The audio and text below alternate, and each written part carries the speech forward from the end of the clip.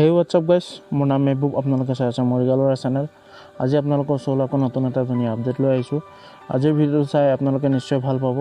আজিৰ ভিডিঅ'টোত মই ক'বলৈ গৈ আছোঁ যে আমাৰ হোৱাটছআপত কেতিয়াবা আমি সবৰে SMS ৰিপ্লাই দিব নোৱাৰা অৱস্থাত থাকোঁ। গতিকে কেতিয়াবা আমাৰ কি হয়, খুব ইম্পৰ্টেণ্ট থাকে SMS আহে, কিন্তু আমি SMSটো ৰিপ্লাই দিব নোৱাৰোঁ, কিবা এটা ব্যস্ত থকা যায়। সেইখিনি মুহূৰ্তত আপোনাৰ মেছেজটো ধৰি লওক ৰিপ্লাই নিদিলে অসুবিধা হয়। মেছেজটো ৰিপ্লাই দিবই লাগে, যি ৰিপ্লাই আহক, লগা হ'লে আপুনি যেনেকুৱাই নিদিয়ক, গতিকে ৰিপ্লাই দিব লাগে, মষ্ট ইম্পৰ্টেণ্ট। গতিকে সেইখিনি সময়ত আপোনালোকে এটা ট্ৰিক ইউজ কৰিব পাৰে। সেই ট্ৰিকটো হ'ল আপোনালোকে অটো ৰিপ্লাই ইউজ কৰিব পাৰে। যে অট'মেটিক মেছেজটো সেই পাৰ্টিকুলাৰ নাম্বাৰৰ পৰা যেতিয়া মেছেজটো আহিব, মেছেজটো অহাৰ লগত অট'মেটিক কি হ'ব, আপোনাৰ মেছেজটো ৰিপ্লাই যাব, নামসহ ৰিপ্লাই যাব। আপুনি নিজে কাষ্টম কৰিও থ'ব পাৰে বা ইনবিল থাকে, এনেকৈ আপোনালোকে ৰিপ্লাই দিব পাৰিব। বন্ধুসকল, সেই অটো ৰিপ্লাই মেছেজটো ইউজ কৰিবৰ কাৰণে আপোনালোকে কি কৰিব লাগিব, প্ৰথমত আপোনালোকে এটা এপছ ইনষ্টল কৰিব লাগিব।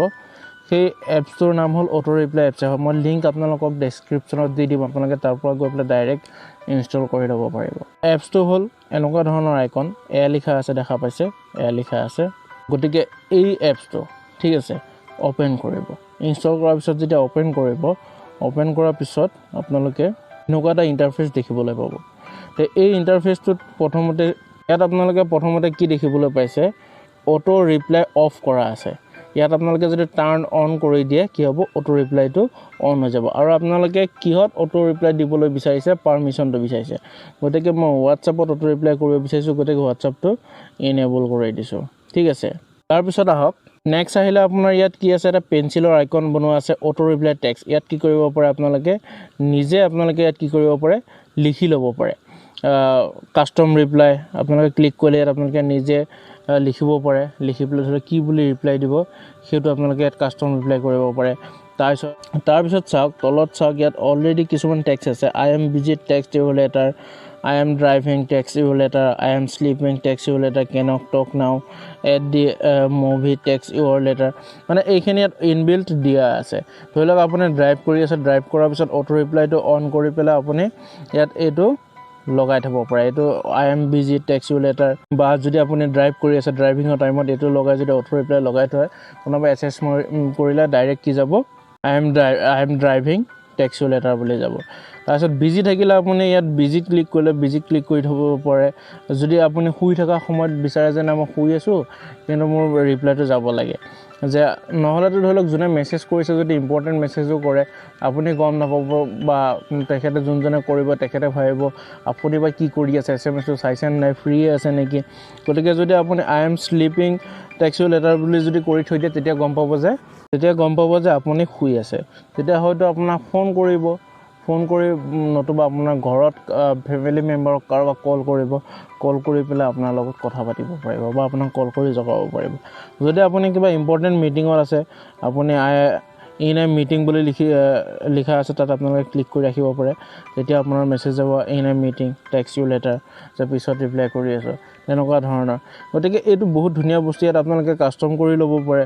ইয়াত অটো ৰিপ্লাই টেক্সট, ইয়াত য'ত নেকি আপোনাৰ পেঞ্চিল আইকন আছে, ইয়াত আপোনালোকে গৈ পেলাই কাষ্টম কৰিব পাৰে। এতিয়া মই কি লিখিছোঁ, in a meeting text you later. ইয়াত আপোনাৰ যদি নেম দিব পাৰে, first name, last name.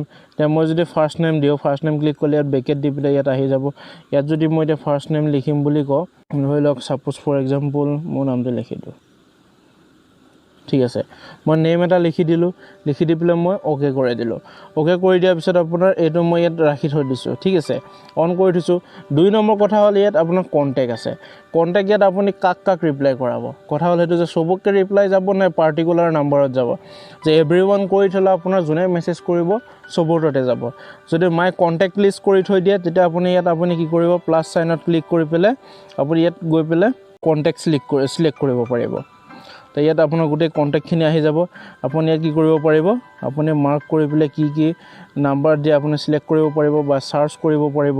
Search কৰি নাম্বাৰ চাৰ্চ কৰি আপোনালোকে কি কৰিব পাৰিব, লিষ্টত ৰাখি থ'ব পাৰিব।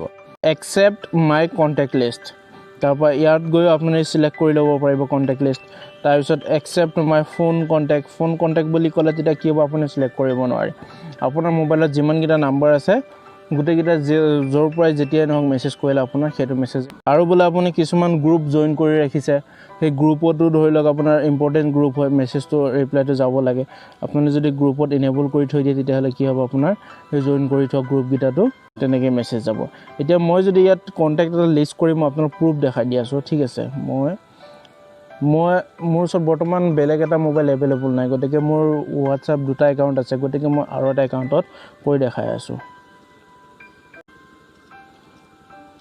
ঠিক আছে তে এইটো নাম্বাৰ ঠিক আছে এইটো নাম্বাৰত মই কি কৰিলোঁ সেইটো লগাই দিলোঁ এতিয়া যদি মই মেছেজ কৰোঁ মেছেজ কৰিলে অট'মেটিক মোৰ কি যাব ৰিপ্লাই যাব ঠিক আছে এতিয়া মই কি কৰিলোঁ এইটো ছেভ কৰি দিলোঁ ছেভ কৰি মই এতিয়া আপোনাক মেছেজ কৰি দেখাই আছোঁ চাওক